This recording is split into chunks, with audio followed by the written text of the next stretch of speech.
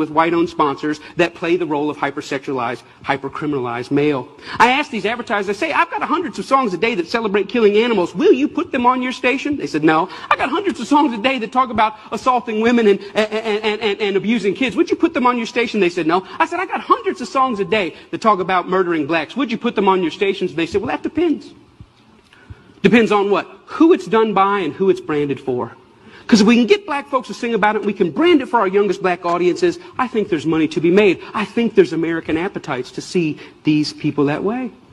I said, how can you say that? They said, well, look, it's what these artists know. It's what they, black people, create. It's, matter of fact, our surveys say it's what they want to hear, which speaks of a sickness. How do we live in a society where somebody says, you know what, I'm inspired to write a song that celebrates murdering another person. And then a person says, I'd like to put that on my station. Another person said, I'd like to pay for it. And then there's people out here in the audience that go, I'd love to hear it, as long as it's black guys. Because even white people buy rap music, buy this type of stuff, because we know that when we want to hear about killing each other, we know who to turn to for that type of inspiration. We call it our music. We say we own it. White people buy more rap than black people. Yeah, but we're very careful to turn it down at the stoplight when other black people are there. Why? Because we know we're just pretending. For them, it's more authentic and real. I always ask the companies, what about your name? What about your brand? What about your value? And the largest radio company in the world said this: it's okay that we only have drug dealers on our black youth stations. We only have murders on our black youth stations. We support black charities. We give out water at the Martin Luther King parade. I think we've got it covered. We've bought them off. Now, people get upset, the smartest guys in the room again. You're talking about censorship. I don't believe that. I believe in free art. Make whatever you want. I believe you should make music about anti-Semitism. I believe you should make music about killing dogs. I believe in this country you should make music about bashing homosexuals and driving them behind trucks. I believe you should make music about stringing people up on trees. I believe you should make music about killing whitey. I believe you should make all that music. But I also believe that in the mainstream marketplace, people should hesitate associating their name with certain content. You know, there's certain stuff you can't buy at the store. Certain stuff you can't get on iTunes because their brand doesn't want it. But if you want to hear black people celebrating killing black people, they got thousands and thousands and thousands of those things to sell you. I don't think it's about censorship. I think it's about American cultural hypocrisy.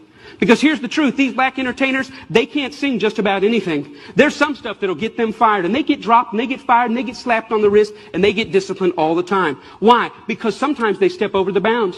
A very famous case is what happened with Rick Ross. Rick Ross is the Mammy Two Shoes, one of the many Mammy Two Shoes of our day. He's a black entertainer in a world carved out for him, and a role carved out for him by white entertainment companies. And one day he talked about, in the middle of a song that celebrated dealing drugs and killing blacks, he made a reference to date rape. And when he made that reference to date rape, that set social media on fire.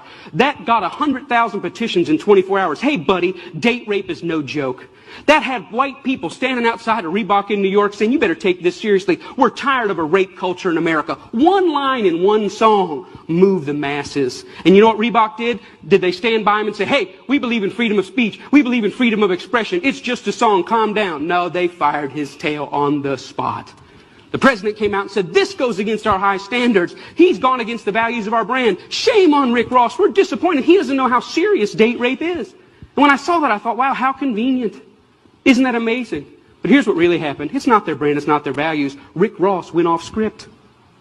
He was hired to get black customers, and they think that black customers go with black bait. And in America, black bait is the hypercriminalized, hypersexualized portrayal of black people. And as long as he had sung about that, the stuff that got him hired, he still have a job at Reebok. But when he touched other sensitivities that affect us, he lost his job. See, the truth is, it's not they that need to change. It's we that need to change. We created the lies. We created them for our profit. We own the companies. We own the record labels. We own the advertisers, and we keep putting it out. And it's this that's got to change. I thought about it. You know what? I wonder if White Mike could get anybody's attention on this. So I stood outside of a Walmart. And I said, hey, I don't think killing cops and killing blacks is very cool. And you know what? It only took 7 weeks of Mike standing out there, and they wrote a letter and said, yeah, we don't think it's cool either. We're going to pull our name off of that. The largest retailer in the world had never considered that maybe their commercial shouldn't be right before or after a song about young black men being gunned down. And I realized this, that black murder is normal, but it should not be. And I realized the importance at the coffee table, at every headline, every pastor's gathering, every family gathering to say, you know what, these black lives matter. It's not just another black kid. These are human beings. I'm doing my best in every way, shape, and form. Talks like this everywhere I can go to say, you know what, I was born in a world where black murder was normal. My kids were born into a world where black murder is normal, but I don't want to die in a world where black murder is normal. Am I 5 years or 10 years away? I don't know, but I'm screaming as high as I can. Let's feel this pain, and let's lift our voice to tell tell the lies. They are not criminals, they are not deviants, and their lives are just as important as ours. Thank you very much.